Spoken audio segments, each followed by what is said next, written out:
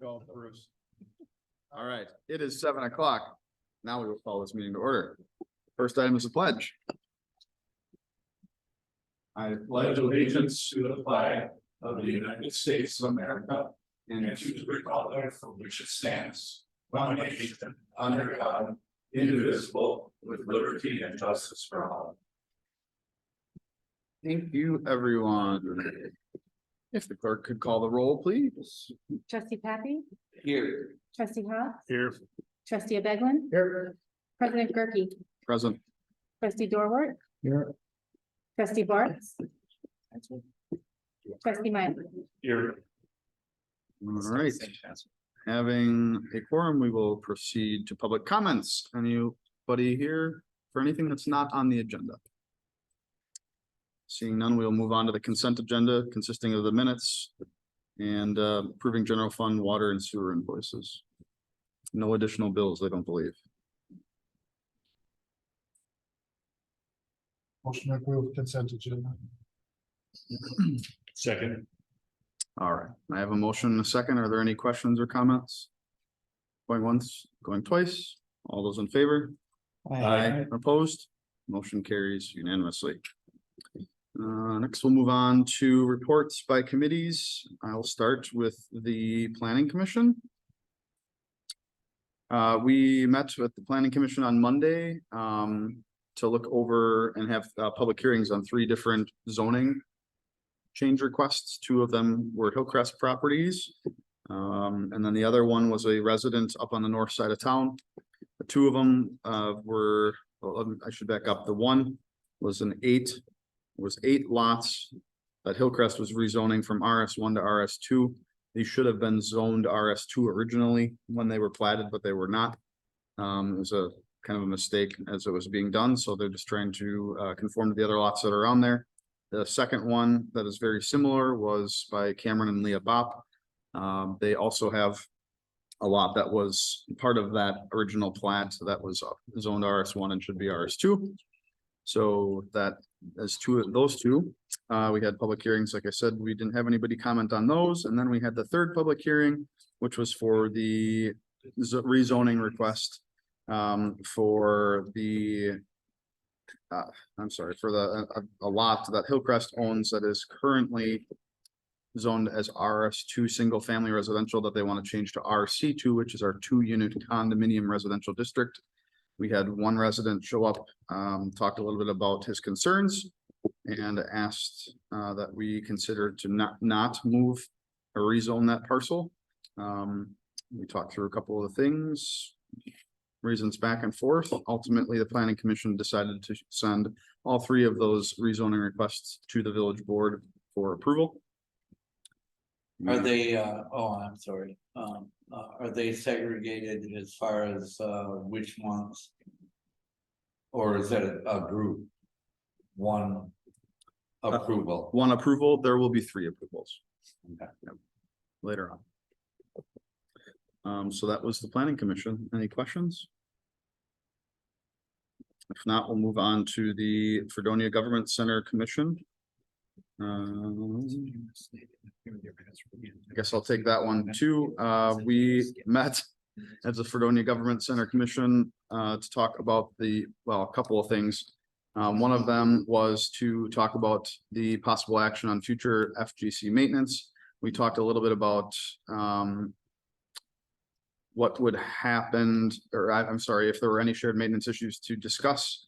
There really wasn't all that much other than well, moving on a little bit later, we started talking about our policies as far as hall rentals and things like that. But the second thing that we talked about was the sign policy. There was some concern about some residents and some other people that were coming in and asking for-profit businesses asking to advertise on their sign. We had looked a little bit back in our history as to what the original agreements stated. We found that there's a policy in 2009 that provided the framework on how to respond to such requests.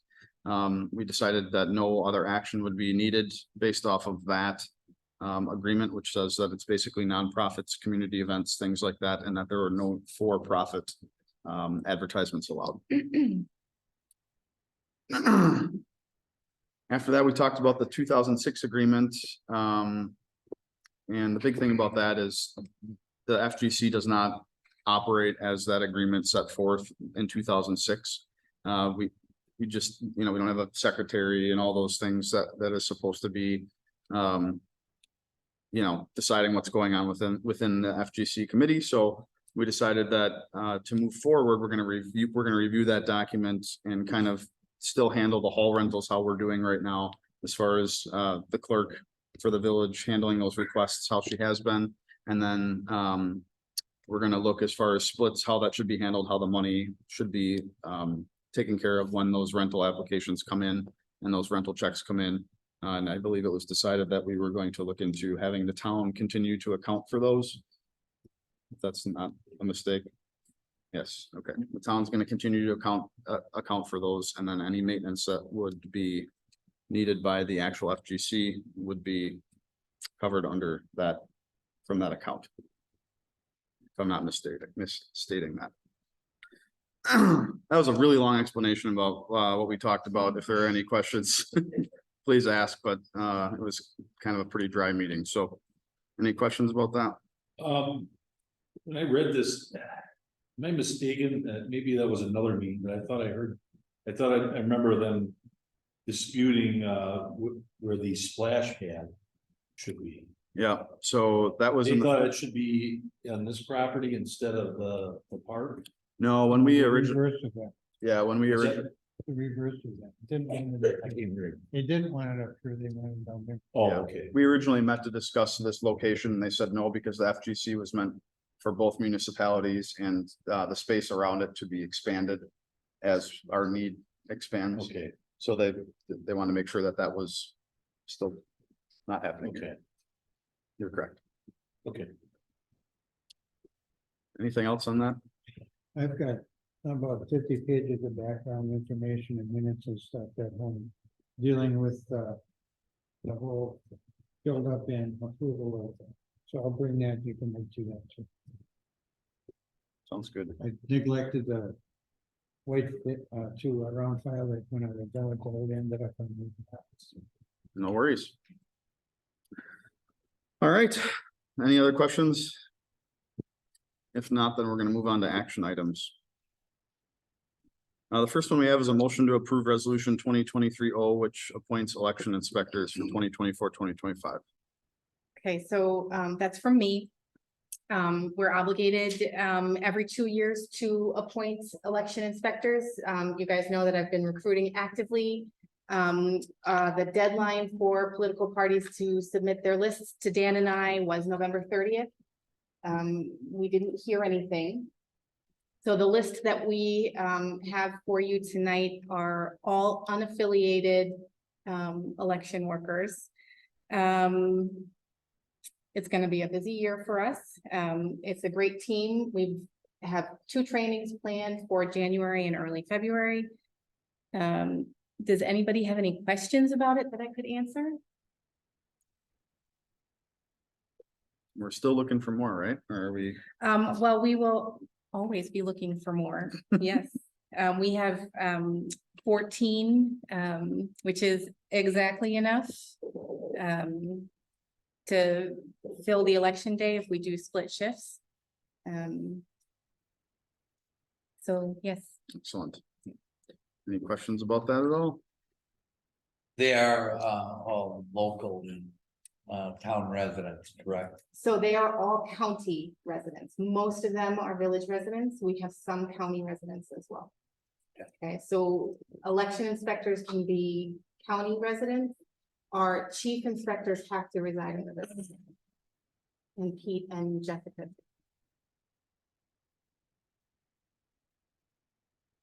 I'm gonna move to approve resolution 2023-0. Second. All right, I have a motion and a second. Are there any questions? Take the vote. All those in favor? Aye, opposed, motion carries. Thank you. Next, we have a motion to approve Director Paulus and Operator Labs attendance to Midwest Water and Waste Expo. Cost is Cost 460. 416.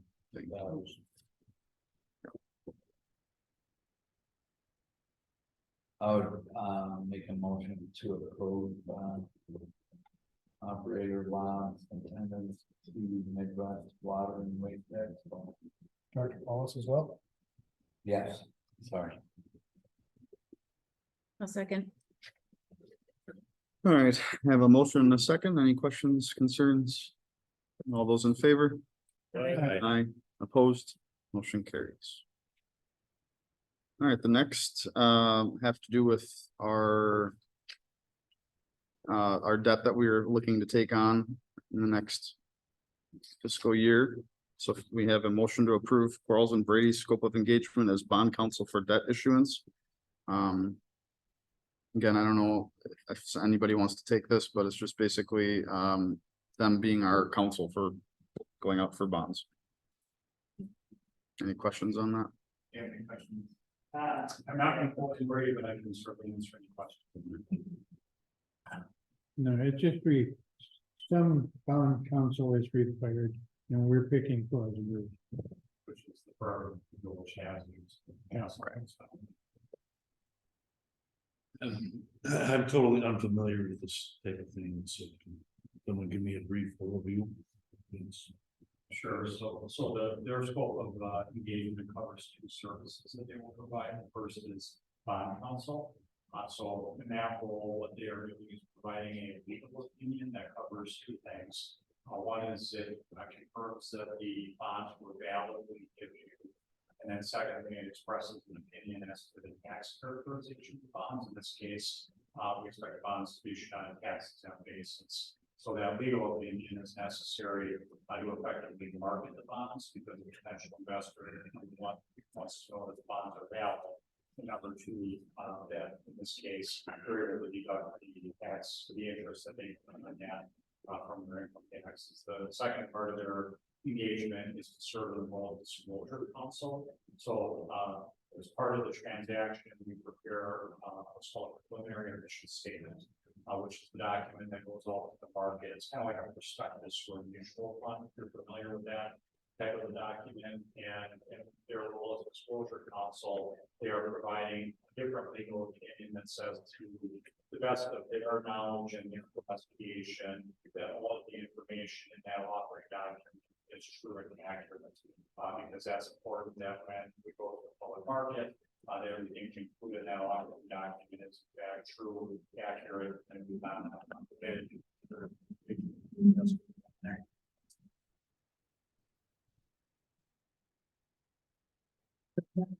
Yeah, we wouldn't want to take on the liability of trying to do that all ourselves.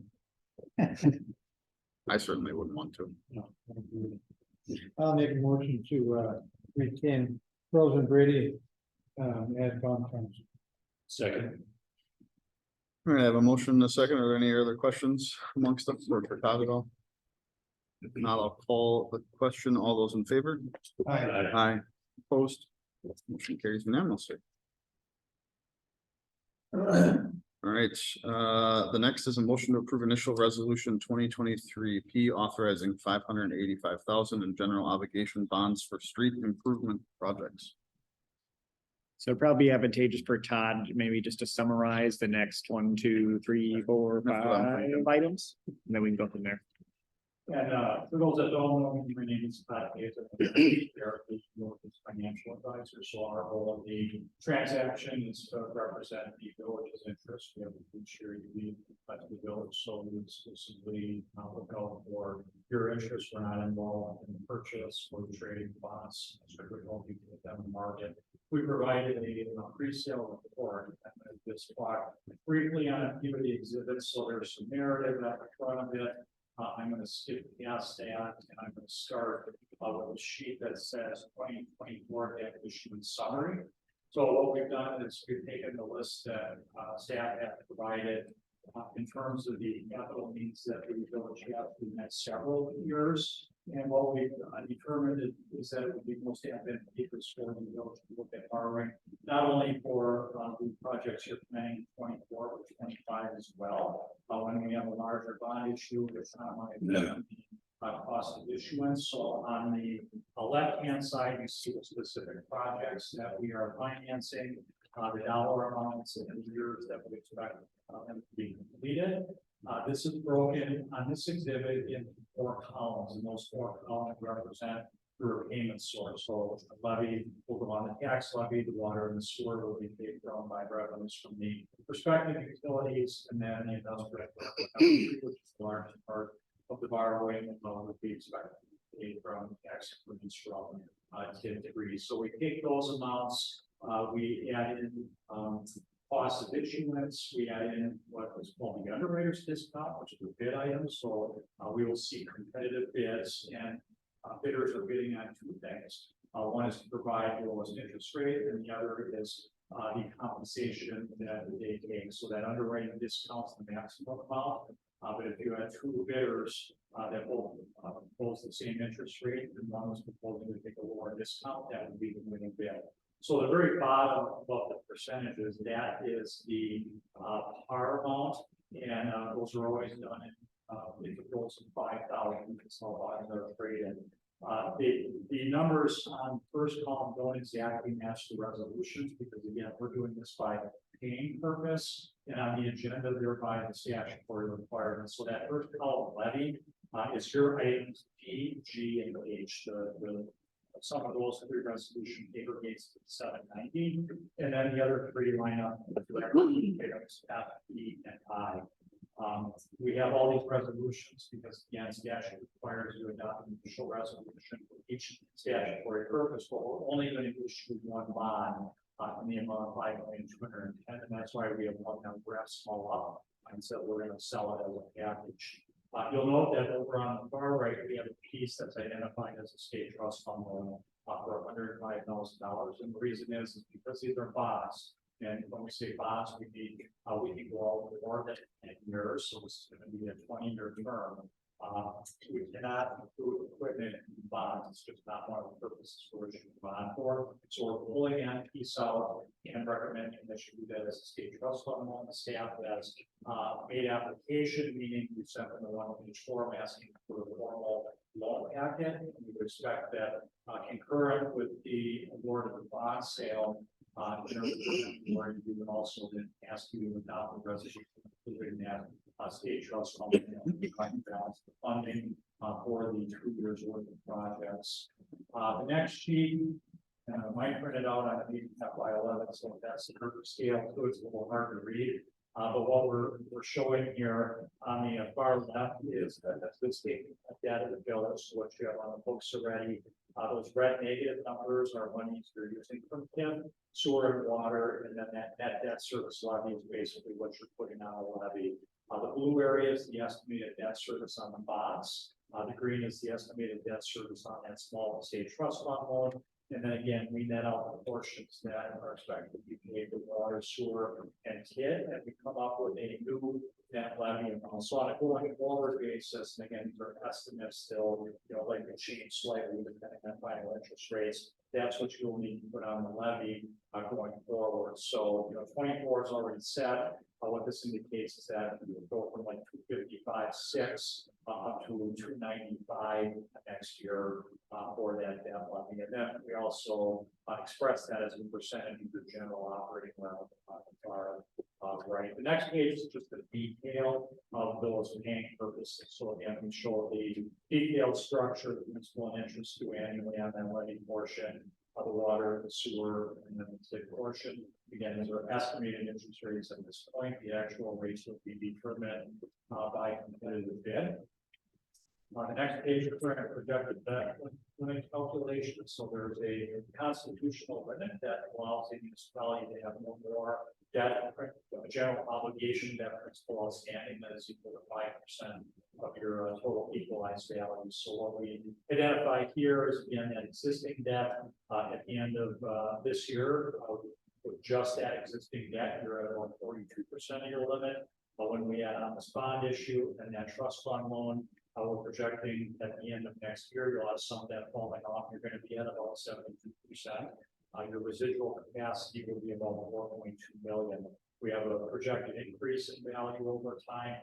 Your next expected issuance, based on the capital plan at least, would be in 2026. At that point, we have to have about 61% of the capacity to borrow us 6.5 million more. So this is a larger borrowing, and again, the primary driver of this, the largest part of it is those hit number 3 improvements. Quick graph on the interest rates. This just goes back the last 2 years. So on the far left, this is when we had the really abnormal, extremely low interest rates. And you can see what the market has done. So we had a big uptick, late last year, and then we've kind of been traded in a more stable range, which is around that 4%. And with this graph, we go out 20 years, 4% is above the average interest rate. So, we did have that period where we all got accustomed to, 1% tax-exempt interest rates, but we're really back now into what we would characterize as a more normal market. Last thing I wanted to mention is, since the big part of this is the borrowing, we did include a couple of pages on number 3, and I know this was reviewed earlier for those that attended the annual meeting of the Joint Review Board. But this first exhibit identifies, first of all, on the very far left, the actual incremental value of the kit as the first of this year. That was 17.4 million. One thing I'll touch on just briefly now, and we can come back to it if there's questions, but essentially the Guy and O'Neill expansion did not get picked up as taxable value in the year after which it was constructed. That meant that state number 3 also did not collect tax increment when it should have from that expansion. So that 16.7 million you see in the 2022 construction year, that's actually an artificial number, because what the Department of Revenue does when something is missed is they add it on as they should have, but then they add it on a second time, which is basically intended to catch the district up on what it would have collected in the prior year had the value been there. So when you see this negative 7.3 million that I'm showing for the 23 construction year, what that is, that's that removal of that added correction. So that is what gets it back to the level playing field. And then going forward for those lots that the village have development agreements, these are all enumerated in the boxes that have names. These would like the guaranteed values. I understand because they're conservative, so certainly an expectation of the value could be higher. But what I've done over here on the right in that blue box with the call out text is I identified, it's basically a plug number. This is what we would need in terms of additional value. And I'm using the time frame of 26 to 28, and it's spread out longer, we'll make more value than that. But this is what we need to basically cash flow the debt that we're authorizing this evening. And we can see that on the last page, which is the cash flow and the dividend. So you've got the revenue coming in, which is basically the tax increment. Existing debt as the trust fund loan, it's actually shown as 2 amortization schedules because of the draws done on that. But this is the loan that you authorized a few years ago. We use that to buy the land, do some of the initial improvements, pay for the soft costs. Here's the estimated debt service on the bond issue. And what I'm showing here, and again, I'm assuming that additional value, is I plugged just enough that we end with the $4,000 balance. So if we were to have less value than that, what will occur is at some point we've got some cash built up because of the land sales, but at some point we're going to spend through that cash.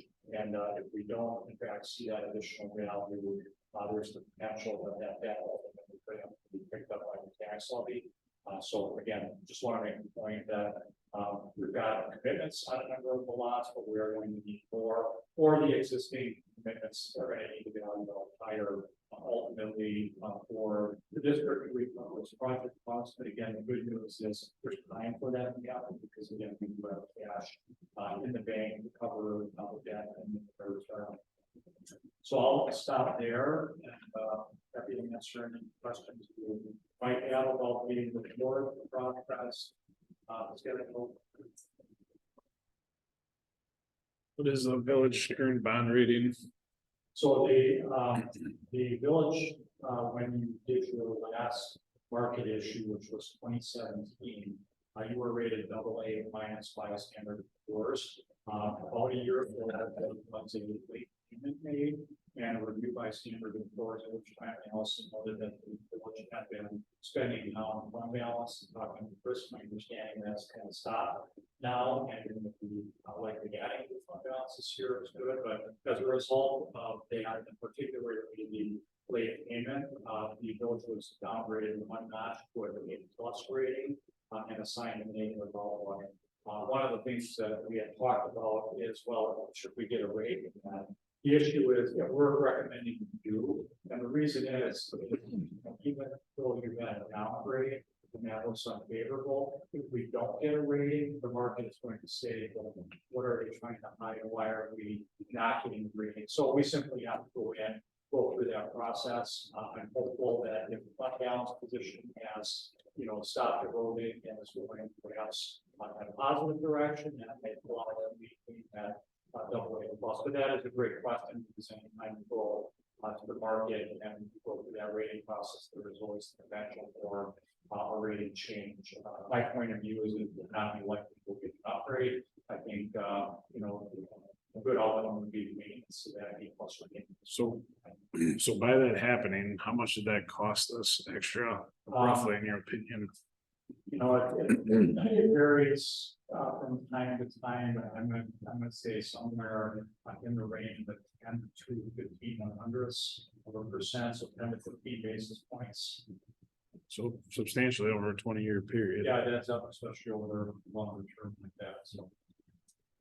So based on, I'm running dark here tonight, running blind, I just been done with this technology, but anyway, based on what you were saying, I was trying to follow along, so. On the last page with the cash flow that you were showing.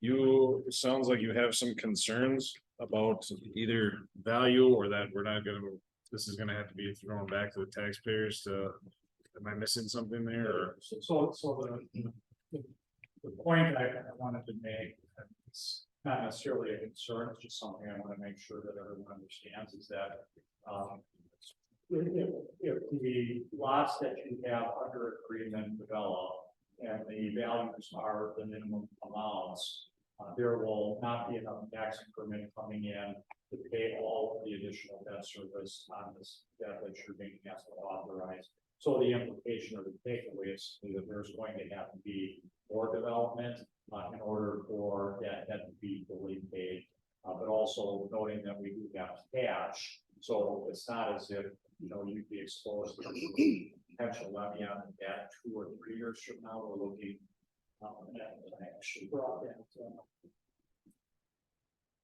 This is a different one, but if nothing happened other than the lots you have the agreements on, in the year 2029, we would start experiencing a shortfall of cash, and we would have to start levying a portion of that debt service. So there's time, but over basically the next 5 years, additional development or the projects that have been committed to the value. And I haven't had a chance to study this, so I apologize if I'm asking ridiculous questions, but how much more do we have to develop to not get into that potential situation?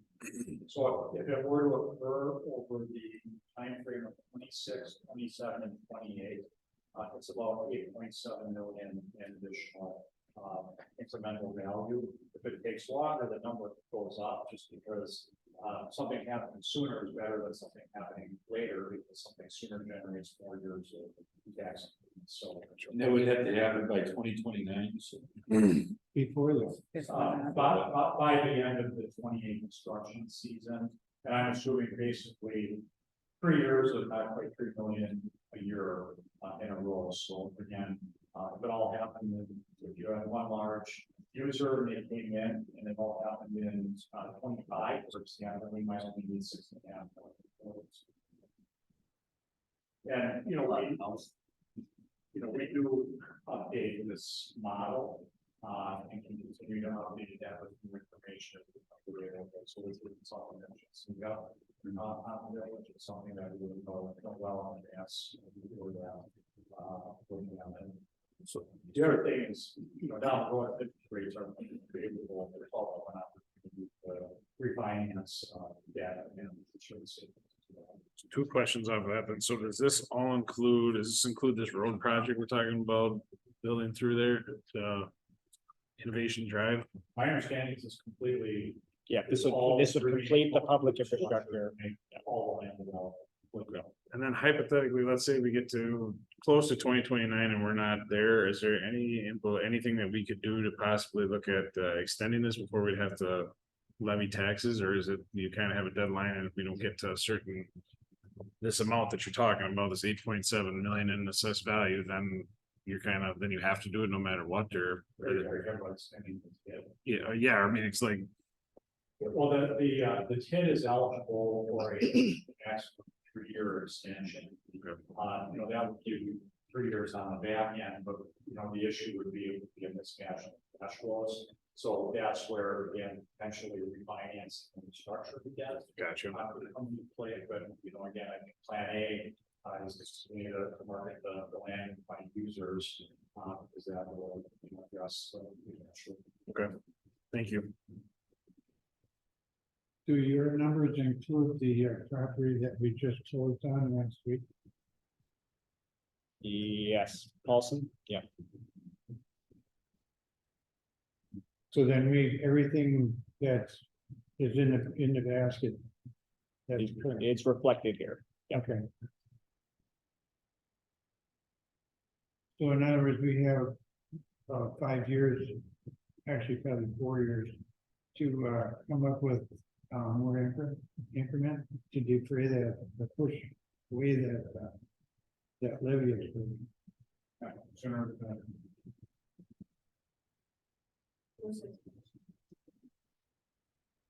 That bond payment, did we buy that insurance or for that, or I mean, that guarantee, remember when that was?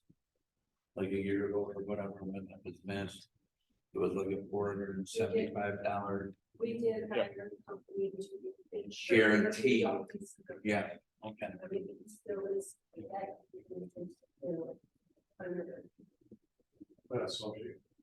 Yeah, so if you were paying them, they basically send you an invoice and make sure you get the plan. It's not really insurance, it's just administrative service. So true.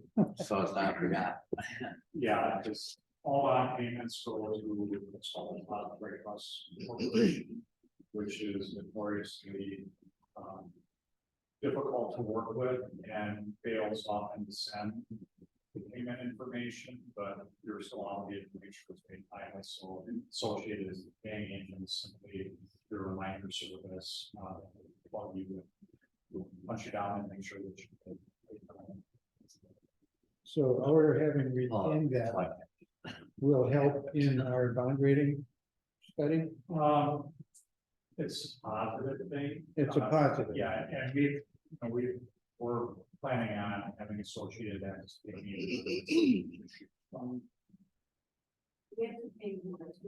Yes, yeah, it'll be a setup fee. Then there's a one-time fee that's paid at whatever you're charging and dollars, I'm guessing. $400. They'll charge that fee on this issue as well. That would be my expectation. Be better than getting an extra 55 or extra 0.5% or something for the bond. Right. Photos. I'm wondering if I can get into that business, just call people like, by the way, your loan's due. Why you like, I feel, Yeah, I can do that. It's essentially what they do. I won't speak for the whole board, but I mean, I feel like we're kind of in a catch-22, right? We've come this far.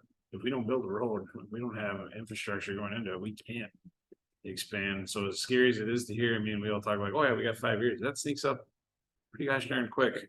But it's like, if we don't put a road in and we don't have hookups, we don't have sewer, we're not gonna get any more development. So we're really kind of in a tricky spot. is that committed for timeline also? Well, we already promised that infrastructure. Yeah, right. I know, that's what I'm saying. That's right. We're in it. Yeah, Right. so we have to do it. Let's not forget, this is we did this, so that we'd have more people come in, right? So Right, it's easier to advertise. we right? knew this was gonna happen. I agree. We just gotta be aware of pitfalls. I agree. Developers agreement, so I'm gonna Say it again. try it. It's not here tonight. On our developers agreements, how much time do we give our buyers To develop. So that's what you see reflected here on, let's see, it's page 1 of their report in your packet. So you see a lot of these hitting in 2025 because that's their deadline. So they have to build by 2025. They have to at least acquire that minimum value by that year. Best case scenario, they all build next year, right? And the values increase more. That all changes and. So it's essentially like a 3-year timeframe, Mhm. so that really kind of cuts into our. So our infrastructure has to all be completed, well, Yeah, well, one thing I might mention, this came up at the before the meeting, you don't have this page, but there's another exhibit where I show the projection of tax increment. We're actually being very conservative in the sense that we're assuming values will actually go down over time rather than up. And one of the reasons we do that when we have business parks is because some of the development could be state assessed manufacturing, although I would expect based on the nature of these operations, most of them won't. But when the state assesses property, oftentimes it does actually go down in value year over year because they use an obsolescence factor. And so when you're not locally assessing it, we've got to have the expectation that the state will lower the assessment each year. So again, I think there's some very conservative downward assumptions in terms of value going forward that probably aren't going to bear out as negatively as I'm showing. So we need to see some lift in the revenue on the side as well. Yeah, it was scary when we initially did this, but like I said, we're moving forward and still excited about it, but definitely some things to keep in mind. Absolutely. Any other questions, Todd? So then you're. That second, the one just before the interest, graph. That, is basically like a worst case scenario that the building doesn't get completed until 25. Or is that with the timely completion of the ones that we already have? Are you talking about? Yeah. Yeah, Why I wouldn't say that this is the worst case scenario. I guess the worst case scenario would be is. but it's conservative. It's conservative enough that we still should be concerned about the $8 million, but You should, it probably won't be that much may not be that if much. things go the way they. Again, values could go up instead of down, it's would happen sooner. Which would make the number go down, but it gives you an approximation, to give you some scale of how much more needs to happen. Mhm.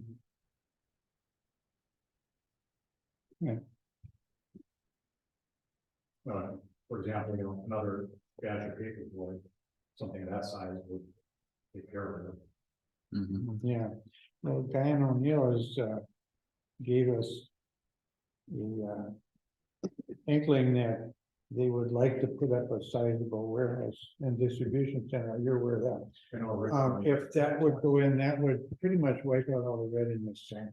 Yeah, and that's not an accounting, there's no assumption that's made for Yeah. that. I'll just add, if you've looked at our map recently, you'll notice that we've been reserving those larger lots to the east side. We have two Yeah. 10-acre lots for things like that, right? If it's another guy on O'Neill or Badger Paperboard or whatever, a large scale business going there will definitely solve our problems a lot quicker than just a bunch of small shops. Yeah.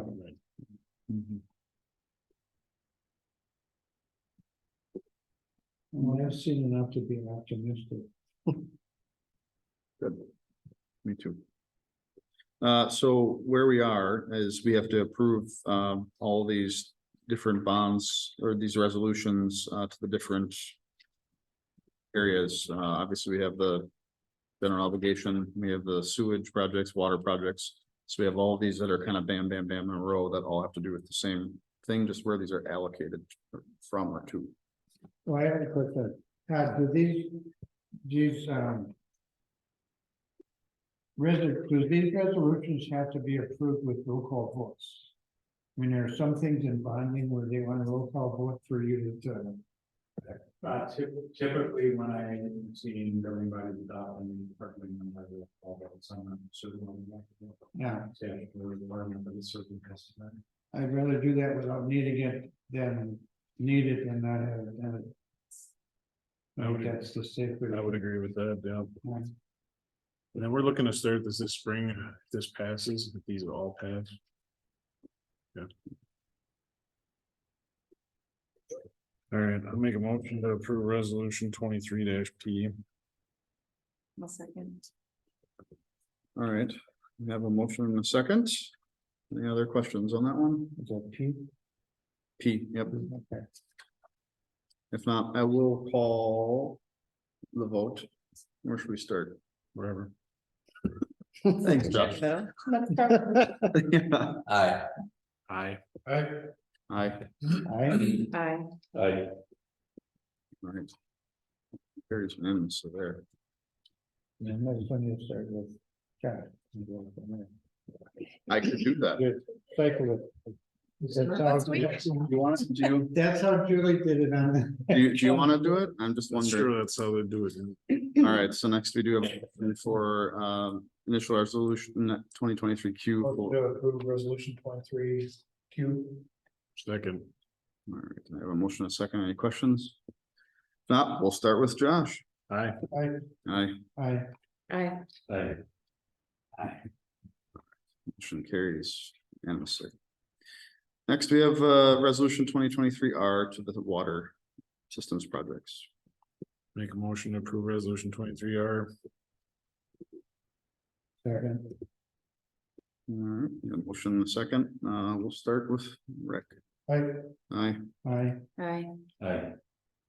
Aye. Aye. Motion carries unanimously.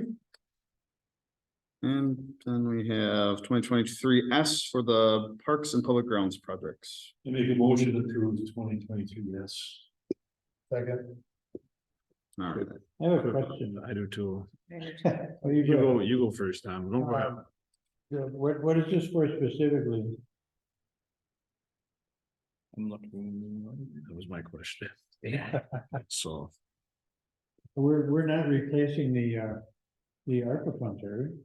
No. I mean, it's just a single Uh-huh. figure, it kind of draws that question. I know we have park renters and this and that, whatever we have. mhm. This would have to be something on the capital, on the CIP, right? For parks, Yeah, it's gonna be the bathrooms. Is this down at Marie? Freedom. and freedom. Sitting right down there. Mhm.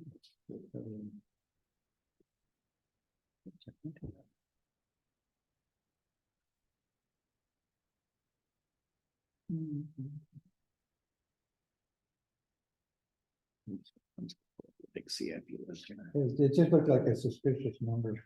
Yeah, I'm pretty sure it's the Freedom Park bathroom stuff, but I'm just double checking.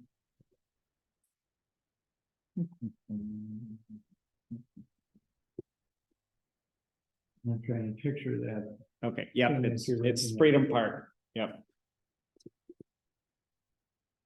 So does that include picnic benches and stuff like that, or? are we No, doing because that in we return or cash- later? We were paying with cash that's built into our budget.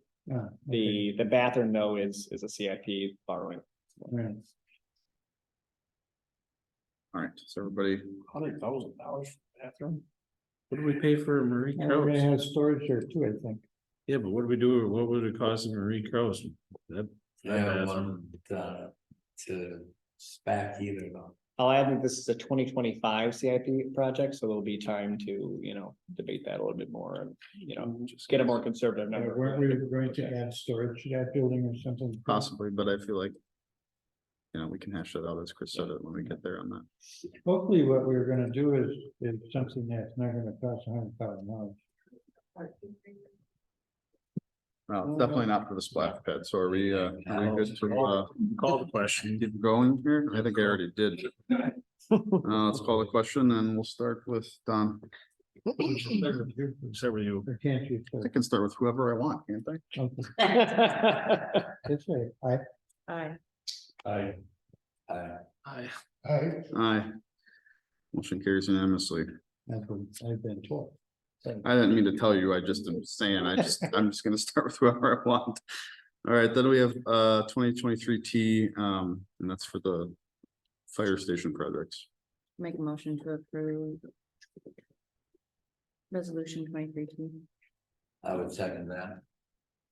All right, I have a motion and a second. Any other questions? Start with trustee Bartz. Aye. Aye. Oh, I'm sorry. Aye. Aye. Sorry, Kurt. Aye. Aye. Right, I think we have them all. Motion carries unanimously. All right, this next one is gonna be a motion to approve initial resolution 2023, you authorizing the 3.5-ish million. For the tax, the TID projects, but I want to talk a little bit about. Or have a little bit of a conversation, if everybody's kind of okay with that, about something that came up very recently. This has to do with tax bills specifically. I still don't know that I wrap my head around everything that's been going on, but Todd and Melissa and Chris have been instrumental on trying to help us out as to kind of what happened, as well as Department of Revenue and the county treasurer as well. So I would invite one of you or all three of you to try to hash this out so that Why everybody. don't I give you a can figure very out. high level summary and then I'll let the Great. smart guy maybe That'd be dig into it. outstanding. Explain it to me again. Yeah, so high level, when you guys approve your resolution, approve your budget, you're approving the general levy and the debt levy. Those numbers haven't changed. It's still the same number, right? So when we enter in that information into our the program's called Ascent, it's our tax software that we use. It takes the total levy and then divides it by the assessed value, right? And then it generates a, what's called a mill rate, okay? So if you take out or assume that the TID levy, the TID expenses are paid by the TID, right? Then you would take just the general, the debt levy divided by the assessed value, and then that gets your tax rate. That's the number that we were talking about for the last year. All that being said, so when we first put in our tax bill information, our county treasurer's office, flagged, emailed us back and said, hey, I think you're missing your TID stuff, to which we went back to our TID stuff and said, wait, we're not going to add and lay that TID levy onto all of our taxpayers, right? They just didn't feel right. So that was the first printing of tax bills. The second printing of tax bills was when we chatted with Todd. And he pointed out, no, pull out your PC 202, which shows all your TID levy, and you add all of that TID levy onto our individual jurisdictions. So when we did that, and again, we verified the numbers, it seemed right. The totals that it ended up equaling were, I want to say alarming. They were larger than we planned and budgeted for, or anything like that. That's when Josh McDaniels, who is the finance director over the school district, he came over because he right away noticed that something was off because his calculations weren't adding up either. So he's, I just want to give him a big shout out. He's been instrumental this week. He's been here every day, pretty much this week, helping us crunch numbers. So we brought everything together. We contacted Todd. He checked DOR and our numbers. We contacted the county treasurer's office. Seemed like their numbers were correct too.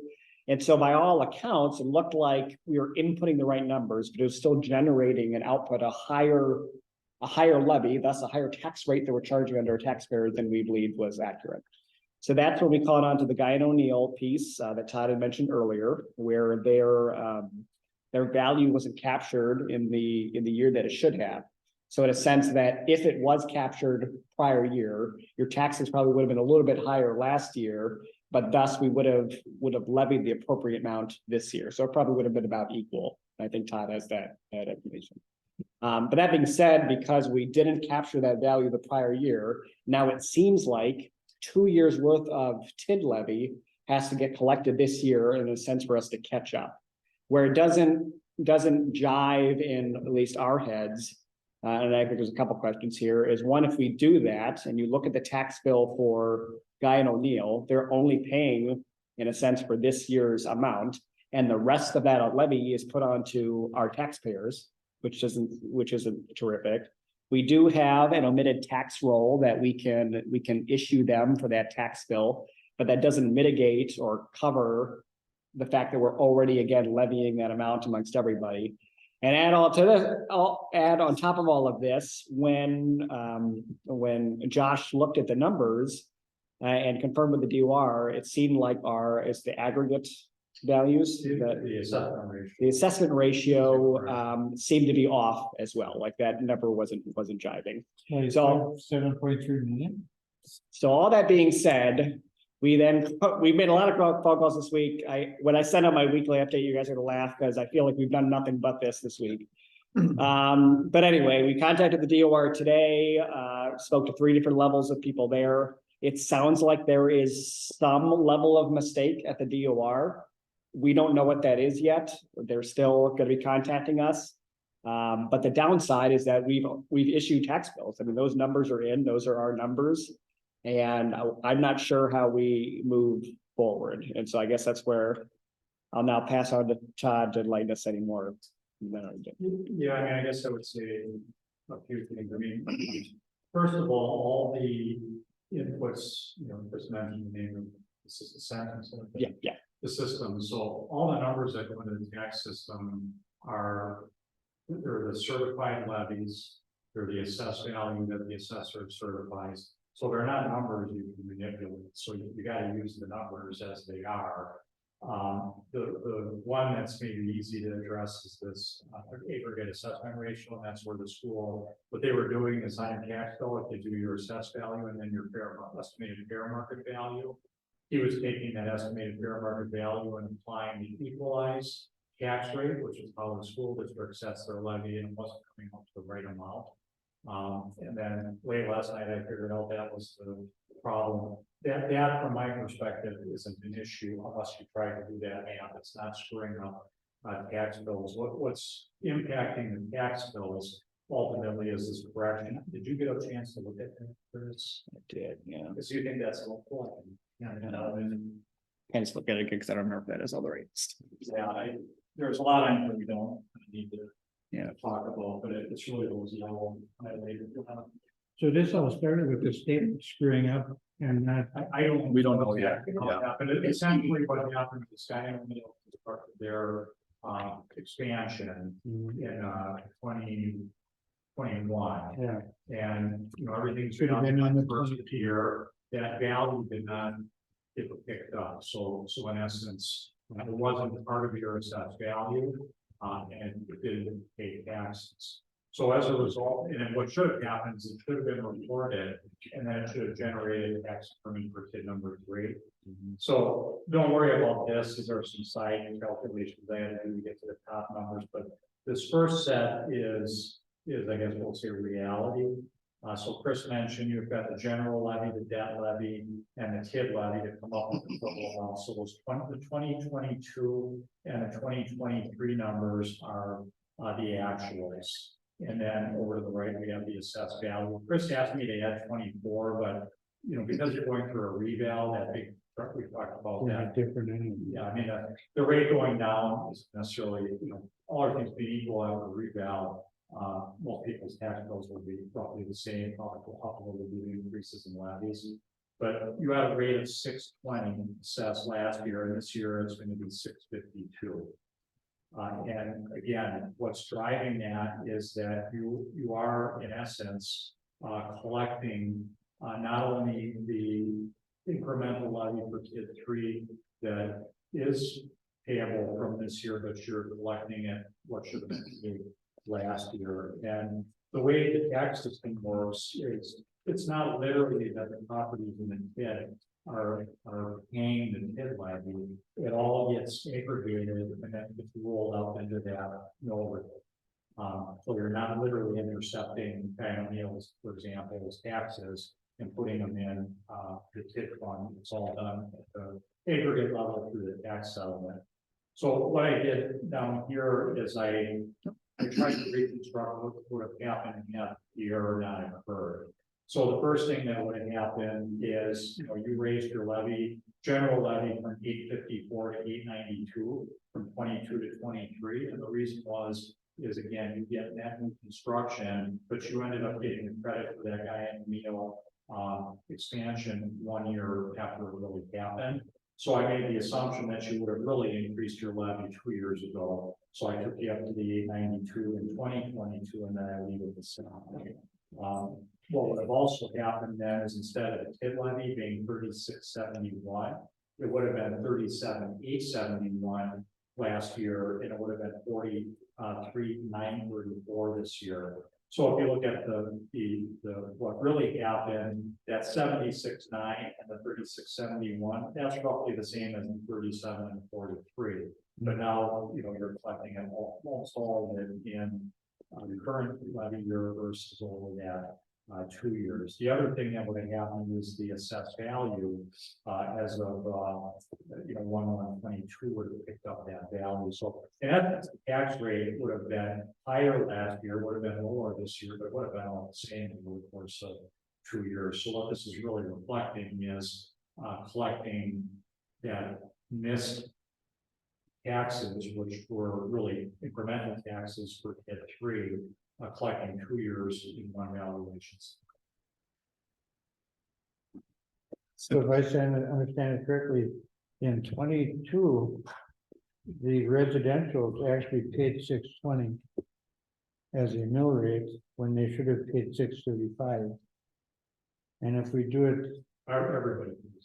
yeah. Well, well, it's all aggregate, Yeah. like you said. Yeah. Then this year, they would have to pay 652 to get to where they should have, right? Yeah, so. Where they're only paying So tax bills 635. understated last year, this year they're overstated. Mhm. Last year's understated. Which sucks, especially after all the messaging that we just went through and everything else. And Yes. I guess I understand why the correction's needed. My hang up is who is getting, Let's start this. my hang up is who's getting the burden of this cost. And I can't wrap my head around, when I look at Guy and O'Neill's tax bills, how they're paying their portion for the last 2 years of that full value and our taxpayers are not. And I guess I don't see how the omitted property tax bill, if we send that helps to correct it either, because we're already taking those dollars from everybody else to make up for it, right? Right, and I think that's the part of the whole, Yeah. kind of an issue with DOR, but. Yeah. Again, the numbers are, what the numbers are, you can't change anybody's life. So, from my perspective, the tax bills as they were in the most recent iteration, other than the fact that the fair market value is wrong, that's not causing any harm. We're gonna change that in. Well, yeah, it's not right on our estimated fair market value, but It's very estimated this year. yeah, it's like 3% off of what it should be, which is what the school district apply. The tax bills I think are accurate, and I don't know that there is anything that can be changed at this point, because August 15 values of certified date will not change values after August 15 because the school district has multiple communities and the county has all communities, small tax. That's question, everybody. Yeah, so they lock that data, and then if there are changes after the fact, they do these corrections. So these corrections are not unique to kids, they happen in the next phase. And if you look at the DOR reports, there is almost a correction in every community every year. Just because of the way, again, that valuation cycle works, because the assessor values it early. And then a lot of times the board of review is happening after that deadline and you may change values. So they do this correction, but normally the correction, the magnitude of it is such that you wouldn't even notice. Yeah. It's a very minuscule amount. What's making this, what's amplifying this is that, we're talking about a correction that's like 5% of the tax base, so it's having a noticeable effect just given the size. So the mill rate 620 and 650, or 20 cents and 52 cents to 72 cents, and 235 to 70 cents. So we're almost doing the same thing. Yeah, it's just, You are. yeah, It's timing. Yeah, right, it's a it's timing the- issue and I Come mean, in, yeah. the optics of it look terrible, right? I mean, that's the hard thing to digest here. Yeah, and because we didn't get the first one, Right. At 22, as much as we should have, we're paying extra 2 cents. How did we not catch the Yeah, one in to twenty? get that. How did we not catch the one in 22? Well, it's self-reported, is it not? Yeah, so they self-report, so it's not like our village assessor assesses them. It's a self-reporting system between the businesses, so Guyan O'Neill and the state. So as far as if you're asking who double checks the state, we rely on their numbers. That's my, You pull it up. you look like I did earlier. Right. So, Value. so again, we don't have clear answers. We talked to DOR, the latest today. Latest is the gentleman I spoke to, thinks he might have figured out the error that they did and what happened, and then he just rescinded it, just so he could talk to his supervisor. So hopefully we get an answer soon, and if I have a crystal ball, I would have the DOR issue and handle the PR and statement for this, not us. So that they can, answer any questions or be the contact or give the reasoning or whatever it might be. And then we're gonna need their help next year because we're gonna have to issue a correction and a sense of refund for all of our taxpayers the next year. I don't even know if that's gonna work. It makes us look completely incompetent. Oh, for sure. Yep. I wouldn't send them anything unless somebody prepares something to send to people who want to know what's going on. Or you just laugh at a whole new thing. They're not gonna understand. Well, they're gonna. They're not Well, gonna understand. Stand it. They're gonna think that they're being screwed. Yeah. They are. When they're not, it's just, But if we could say due to an error from the DOR, blah, blah, blah, blah, blah, I think that's, I mean, not that it's a great answer, but It's not. kind of clarifies.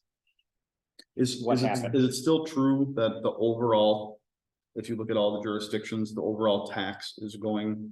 is Yes, I sent decreasing? that email to you guys at the latest draft of tax bills. I actually looked at every single one of your properties. yeah. And luckily, at the end of the day, the total tax that you pay is going down. Thank goodness. So I Right. guess we have a little bit of saving grace there. It's just not as much of a decrease as we were getting at. Yeah, because most people don't even understand the 4 different jurisdictions and stuff. Yep. So I just want to stress that this was not a fault of anybody's here. Right? I mean, Is there anything we can do going forward so that this doesn't happen again? Not that it, like you said, not that it's our fault, but is there anything that the village board or village? employees Well, can we've do? talked, I mean, it's a lot more double checking with Todd. It's a lot more now double checking with our fellow jurisdictions to say, hey, these are the numbers that we have. What do you have? I appreciate that cooperation we're able to do with the school district this year. It's, I mean, it's that, but at the end of the day, we rely on the numbers that the state records. Yeah. And if they're wrong, Yeah, the other thing was there is a very brief window, so I mentioned that August 15th date, and that's when they're locked in. DOR will publish, the values on a preliminary basis, like around August 1st. But they don't even give you the 15th, you give you like the 7th or the 8th, and then there's a weekend, and then you have a week, 4 or 5 business days, that's nice. to look at the reports, and Call them and say, hey, yeah, I mean, you would only notice something if it was clearing. So This that's the probably- other thing is you do have that very brief opportunity to throw a plan. If you think something isn't correct. so a good example would be, we know Dollar General got constructed this year. It's gonna be checking those reports to make sure that Dollar General is there, fully valued. We're confident in that value. I just don't know how we explain this. We came out of finance and we approved the budget based on things were gonna go down. I'm sorry, the DOR, that ain't gonna fly. That is not gonna fly. Right, but what, I know, and I understand, Josh, I'm in the exact same camp as you, but. I mean. What is the answer? I don't know if we know anybody big enough to holler at them that they'll listen to. I mean, it affects all of us, right? I mean, I was expecting Well, we were expecting a bigger, bigger reduction in taxes than what we did. Right. Between all 4 jurisdictions, the bottom line is going to turn out to be less than what it was last year. But the school district went down, significantly. I don't know what the county did. Counties, I mean, Not TC is significant. 10% up a little bit. We'll just have to wait and then whether it's strong. So we are definitely continuing to pester the DOR. I have planned phone calls tomorrow with them too. We'll keep investigating, and when I know what I know, I'll share that with you all. Maybe they need to look at his numbers, or to be given his. numbers. We have sent them a very lengthy packet of information. Yeah. So they screwed up. So we're gonna, I just wanna know how they're gonna rectify it. Well, that's what I was saying is again, if assuming these numbers can't change for this, because taxes are out. It's gonna be next year when there's gonna be some sort of correction that's gonna need to be put in place. Mhm. Maybe we'll get our 2 cents back. Doesn't have to be spelled out very clear, that's what's happening now. And it's gonna happen. Yeah, I'm not sure, I'm not sure, but we can do something. with that. Yeah. In the meantime, I will make a motion to adopt resolution 2023 view. Upgrading 3575 million. We're good about borrowing $3.5 million now.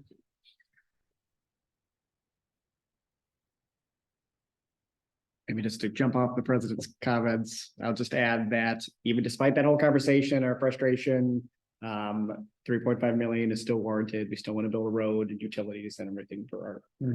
Yeah, we still need to do that. Yeah. Second. All right, I have a motion and I have a second. Are we still doing roll call votes here? I suppose we are. Now we're gonna start with. Kurt, we'll start with you.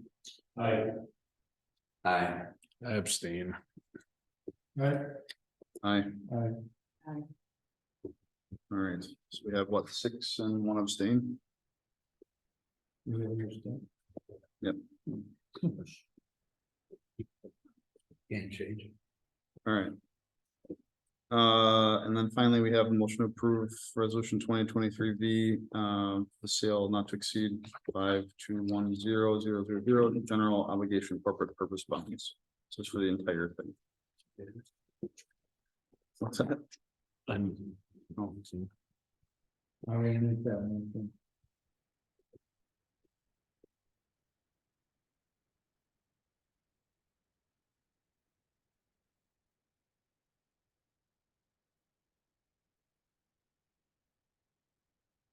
all right, I do have a motion. We're gonna have to do all of this stuff regardless of what the correction is for next year, the taxes in next year or any of this stuff. We still have to do all this. Committed, yeah.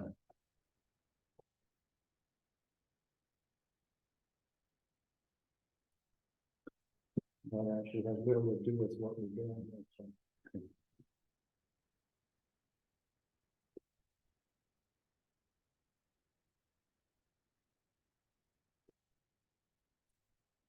So again, you know.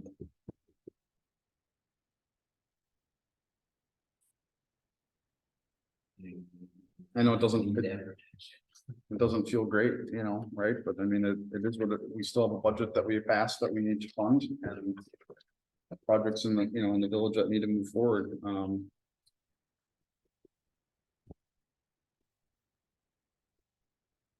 Not great, you get it.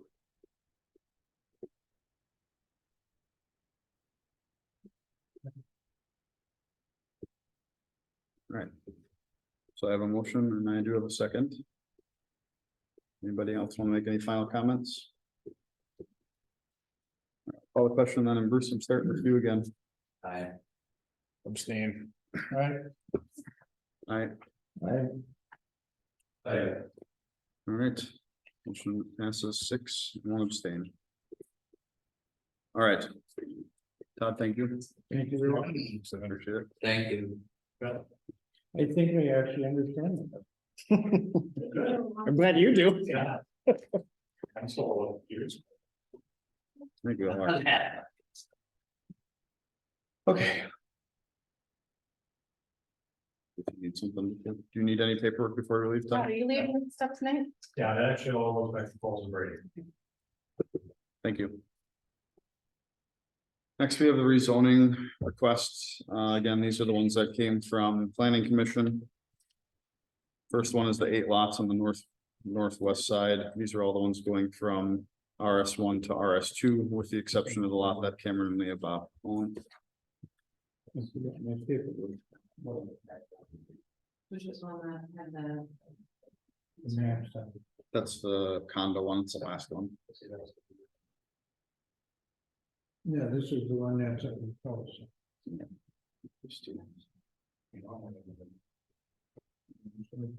I'd rather that's one. It would bring some tea, but it didn't. What questions can we answer about any of this, if anybody has any? I would make a motion to approve that rezoning for that to RS2. Second. I have a motion and a second. Any other questions? All right, all those in favor? Aye. Opposed? Motion carries. All right, next is the zoning change at 483 North Milwaukee. Again, it's the same situation, same area, just a different owner. Big motion to move the zoning change for 40. I'll second that. All right, I have a motion and I have a second. All those in favor? Aye. Opposed? Motion carries. And then finally, we have the zoning change application from RS2 single family to RC2 2-unit condominium. Again, this is at the easternmost end rather of Deer Meadow Drive as it sits right now, be on the south-ish parcel that backs up to the school district's property. We have the maps. Are those lots all sized properly with setbacks and things like this? Yeah, the last Yeah. word, it was like about 7 lots or something, like one fewer lot. Because the lots are a little wider because of the different, so it's according to. And these are sales condos, they're not rentable or I mean. Well, I mean, again, we're not approving anything in particular right now. It's just the zoning of the land. Right, So, so however- you got a condo, you got any, what's the condo ordinance? Right, well, what I was gonna say is you're gonna have an agreement that comes before a developer's agreement or a condominium agreement. That will spell out what is allowed and what isn't. So we're gonna rezone it before we go through that. Yeah. No, you can't submit, right, you can't go through otherwise. Can't build a condo in a single family zoning district. Understood. Well, I'll fall on a knife, I'll make the motion to approve that. Second. Are there any questions on this at all? All right, call the question, all those in favor? Aye, opposed? Motion carries. All right, that was fun. Now we have correspondence. We all have. Not really. It wasn't very fun. We have the Mid-Moraine dinner schedule that's coming up. In the legislative meeting schedule. I'll note that January 24th has us hosting the dinner. Which I just found out about right now. And I'm not gonna be in town, so I'm gonna see if we can get that swapped with another municipality, if that's okay with everybody. Unless somebody feels the need to take that on. Yeah, but we've had 4 of them since I've been here, and they've all been in January. Funny how it always lands on Corona when it's January. That's right. So is that okay with everybody? Yes, okay. Bruce, I wanna say how nice the trees, the big trees look down there, and honestly, I was like, what are they having those guys do that for? But I tell you what, when you come down. pretty It slick. looks good, it looks, the whole park looks good. Shout out to you guys, okay? Any other And the correspondence? person that donated the trees. Items for future consideration? We're up for adjournment. Motion to adjourn. Motion and second. We're gonna be able to get, some of the circulars, Nope. and we could decide where we're gonna go, if, before we adjourn. We should decide where we're gonna go. Don, how many people usually attend this? Enough. In January, well, when we went up to the candle and up the pillars. We usually got maybe 2 dozen, something like that. What if we had it at the fire station in the queue? Would that be- I know that would be a step up from a lot of times what the Germantown does. Cause that way we can have it somewhere within our village, No, you know, since we're supposed to, it'd be nice to have them come here and see our. We looked at that years ago and then we ended up having to wear memories and court. Mhm. The purpose of the we can switch with, figure out the date. all right, so then we don't have to do anything right now. Oh. Have to figure out if we're switching the date or not, because. Right, Right. for sure, but it's only the, what, 7th, we're good. All right, I'll make a motion to adjourn. We have one. Do we have a second? All those in favor?